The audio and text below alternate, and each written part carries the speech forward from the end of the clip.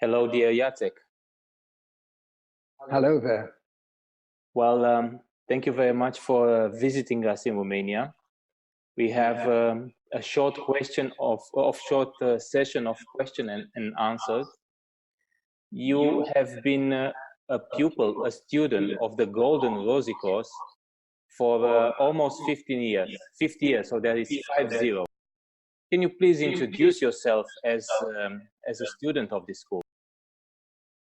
Well, first of all, I'd like to thank you very much for giving us this possibility to be able to talk about some essential aspects of life and death, of existence.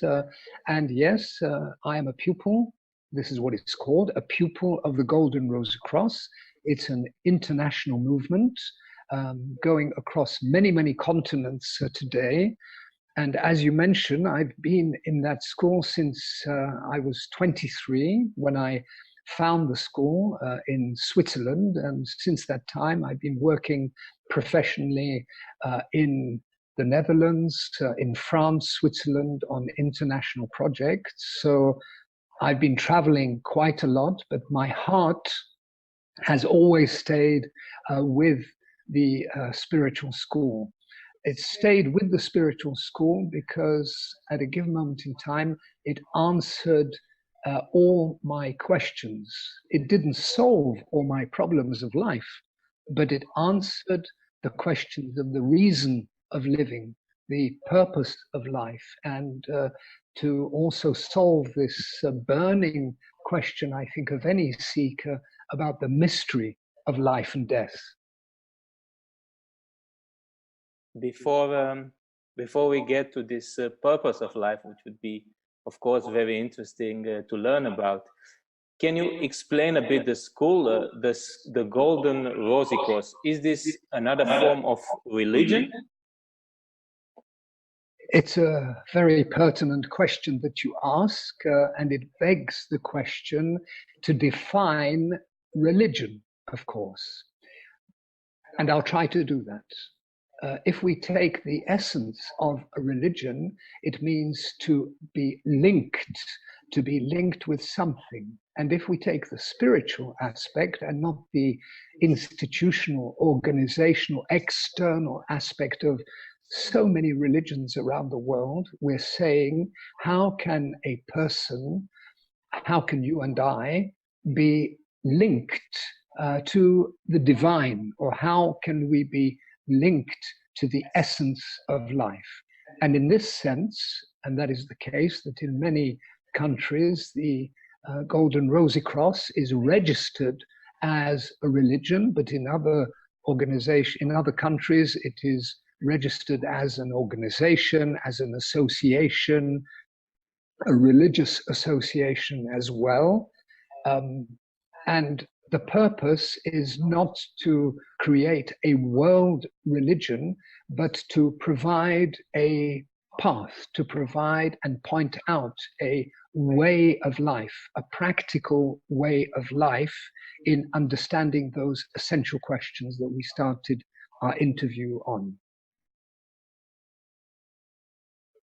Okay, but there are many organizations and many schools that in this world that have different propositions to the humanity of their, like the Christian church. What is it promising us? It promises life after death and hopefully in heaven. You talked about the purpose of life. What does the Golden School of Rosicrucian what is its main proposition, and what is the main purpose of life? Again, I think these are essential and important questions, not to distinguish one organization from the other. And I'm not here to compare, to criticize, or to comment, but to stress that the Golden Rosycross provides an answer to those questions, and has therefore a link with what we call the universal teachings, with the universal doctrine that has been available, has been offered, if you like, to mankind over millions of years. So it's not linked to a specific historical tradition. And it's not promising pie in the sky or heaven after death. What it is saying is that by a process of purification, a process of transformation, and then transfiguration, each one of us needs to enter into self-knowledge. And having attained the true knowledge of self, which also means man and microcosm, we can come back to that if you so wish, but if we look at this question of man in his true essence, it means to go through a process of purification today and now, and to have a realization of the birth of a new soul, and by that birth of the new soul, to be able to leave the wheel of life and death during this life. So it's not a promise of a future. It is a possibility of realization today and now. Okay. Then next, I will ask you this realization. How long would it take? How long is this road? You've been on it for a long, long time. Did you already reach the end? The end of it? I think if someone says that he has realized the path, I would go so far as to say that he or she has not even started on the path. And secondly, that path is not one which ever ends. Why? Because we move from consciousness to consciousness, from a state of being to another state of being. And I'd like to introduce here three phases of life, which are related to the body, to the soul, and to the spirit. We hardly know our physical body. We certainly don't know when we talk about the soul, and when spirit, it becomes something either symbolical or theoretical. So how can we, through self-knowledge, attain that inner knowledge and that inner transformation? The beginning has to start with the essence. And the golden rosicross, as any Gnostic and transfiguristic school, will say that there is in every human being a divine spark. And that divine spark is dormant until, through life's experiences, we begin to ask the essential questions of life and death, the purpose of existence, as we were just saying a few moments ago. And when those questions arise, it means that there is a resonance related to that inner being, to that spark of life that is the very center of our being, the center of what one could call the microcosm. And then there is a process of change, necessarily, because we're not listening to our ego, so to an egocentric way of life, which characterizes our culture, whether it's religious, whether it's social, political, economic. And we see the limitations of the ego. We see the limitations and the enormous suffering that egocentrism or egocentricity create in the world for ourselves individually and for humanity and for whole of society. So as we see those limitations, we need to move into something which is illimited. And what is illimited in ourselves is that spark of the spirit. And as we enter into that spark of the spirit, a process begins, which will require from each one of us this element of purification, the purification of our thoughts, of our emotions, and necessarily and essentially how we live. So how do we practice that link with the divine in us. It is through becoming aware of the immortal essence of the human being. Now, how long does all of this take? I think there is never an end to the path. The path continues through life, through death, through incarnation, until such a time that one is truly liberated, but liberated not in one's body, but in a soul. And so we move from the I being, from the egocentric natural soul, we move then into a purified soul. And from that purified soul, to be able then to, through self-sacrifice to the divine in ourselves, to enter into true soul life, spiritual soul life. How long does this take? It depends on each one of us. How strong is that desire in us for truth? How strong is that desire in us for love? It doesn't need to take a lifetime. It certainly may take more than just a few days, because our egocentricity is so much anchored in our subconscious, is so much anchored in what we call the higher self, that there is an inner combat, and that combat can be seen maybe as this struggle at the fight of St. George and the dragon, where we have to go into the hell of our inner being. So that requires time, patience, love, understanding for others, and above all, to listen and to work with and in silence. Many young people, we were talking with some young people this afternoon here in Bucharest, and they were saying, you know, what is important is I need silence. I need that peace of mind. How do I get it?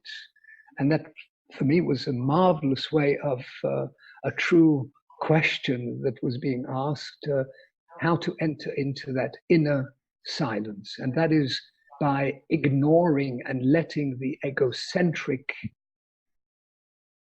fade away, and to put one's emphasis and concentration on the true essential being, which is to be found at the beginning in our heart. So that's why we talk of the rose of the heart. Okay, then you are saying that maybe this road, this path, can take more than one life. In this sense, are we mortals or immortals? Mm-hmm. Yes, so we are confronted here with the question also of reincarnation. If I don't manage in this life, well, I'll manage the next life. And if it doesn't work out after 10 lives, then after 100 or 1,000 lives, this will happen. If it would be like this, we would be confronted with an automatic process of liberation. There is no automatic process of liberation. It is a path that, depending on the state of consciousness of the individual, possibly with all the accumulated experience of previous lives, not your life, not my life, but the lives of past personalities that found themselves in the microcosm. And so, yes, we have an accumulation of experience, which makes us ask these essential questions. If we didn't have it, it would be just a theoretical discussion or reference to theology or religious teachings and so on. But that is not the case. The case is to be able to actually penetrate today the essence, and not ask ourselves the question, well, will it happen during this lifetime? Luckily, for some, we have the economic, social, existential conditions which allow us not to have to fight daily for our daily bread, so to speak, but where we also have the space in which to ask ourselves these questions, because they come from the bottom of our heart, they come from our inner self. And if we listen more and more to the inner self, everything else becomes then relative to that vertical inner essence. So it doesn't mean negating one's profession, one's life, one's social contacts, becoming a hermit, or rejecting life and seeing it as so much suffering, so much, because there is, and it is a world of suffering, but in fact we create the suffering in and around ourselves.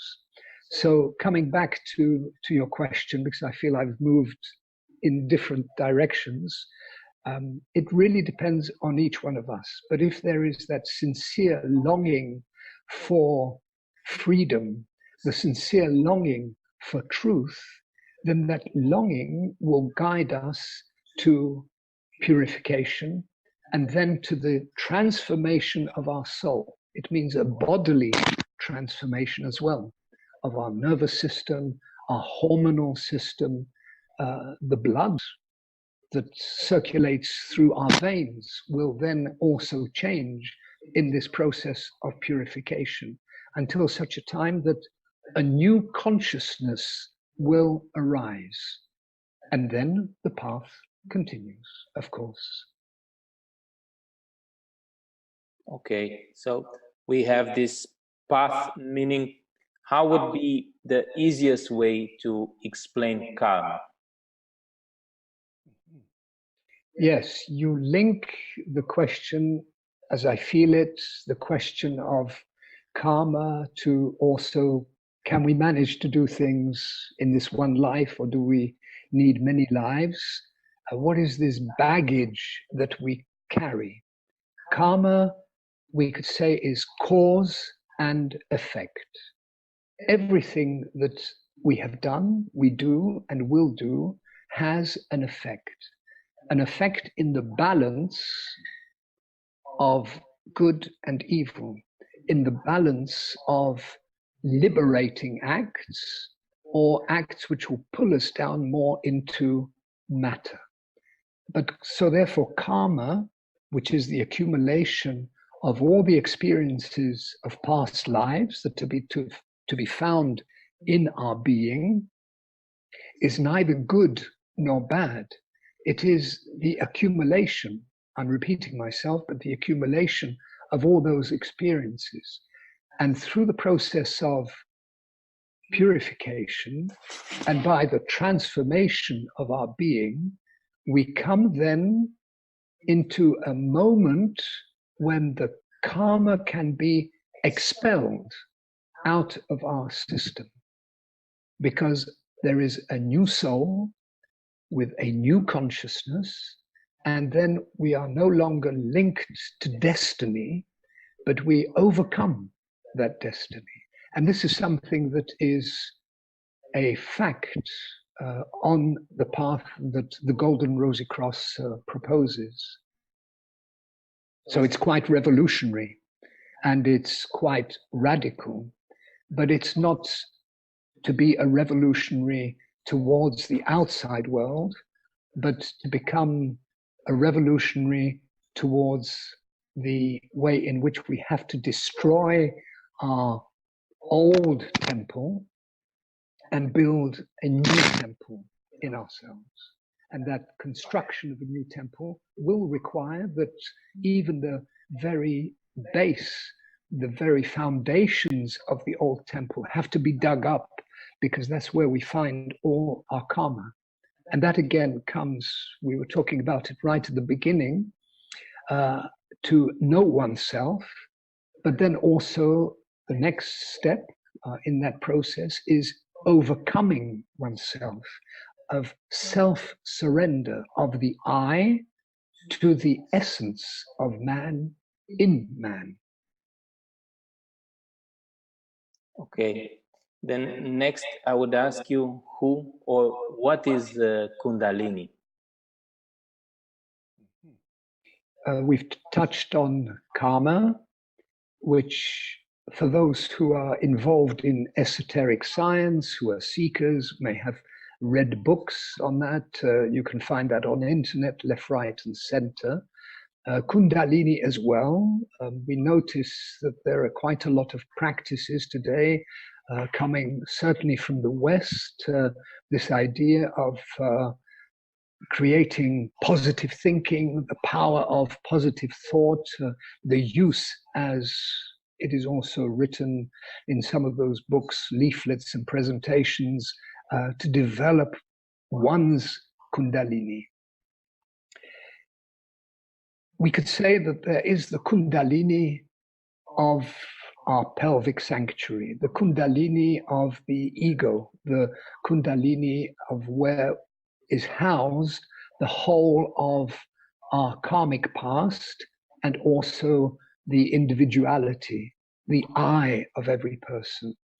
And many practices, certain yoga practices also stimulate that Kundalini to try and raise it up and take control of the consciousness of the adept, of that person going that particular spiritual path. In the Golden Rosicross and in the tradition of the universal teachings, we speak of the Kundalini of the heart. And this is something that has become more and more apparent in the manifestation of the spiritual path in the last thousands of years in our civilization.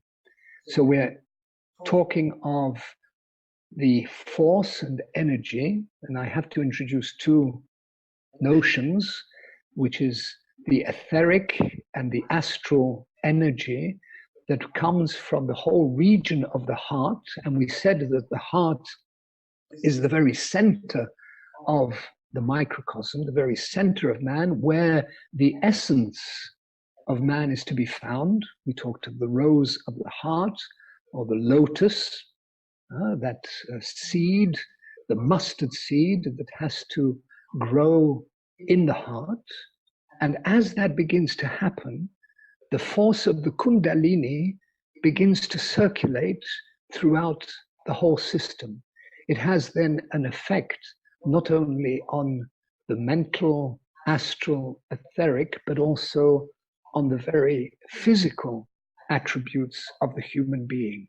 And the Kundalini of the heart as a powerful vortex of energy will then link itself also to the higher Kundalini coming in through the head sanctuary.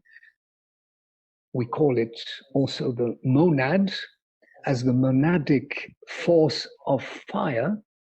So we're then baptized by fire, where that fire will enter into the structure of the person undertaking this path and link itself with the Kundalini of the heart and be able to then descend into the third sanctuary, which is then the pelvic sanctuary that we discussed, where one had the other Kundalini we talked about, which will then purify that third sanctuary and lift up again through the heart into the head. So we then have a circulation of energies and forces which are no longer linked to the ego, to the I person, but is linked then, well, let me say so, but which is linked to eternity, because then that person is no longer thinking, living, existing for himself, for herself in a closed circle, even in religion, politics, social dimensions, and so on. No, he enters into the field of eternity during this life, not after. Why? Because the Rosicross and the Rosicrucian is in a process of service for the world and in the world, because of that suffering, but to understand also the main causes of suffering in the world. And if we understand the spiritual, karmic, which you mentioned, the karmic causes of suffering, then we will have solutions which are true solutions, not solutions just to maintain ourselves as a species on this planet. Again, maybe I've gone a little bit further than your question. You asked about the Kundalini. I've tried to identify the Kundalini of the heart as that powerful vortex of love that can be generated by the person who goes that path of the golden rosy cross today. Jacek, thank you very much. We'll try to reflect upon all this information that you have given us. We'll try to digest them, and I hope we'll have the chance to be in another session pretty soon. Thank you very much. Well, thank you very much, and thank you for giving me that opportunity and for identifying questions which I think are questions that are relevant to seekers, that are relevant to so many in the world today. And through such a video or through our webinars and other means, we try to be as open as we can, using the means that we have to be able to create that true dialogue of heart to heart. Thank you very much for the time.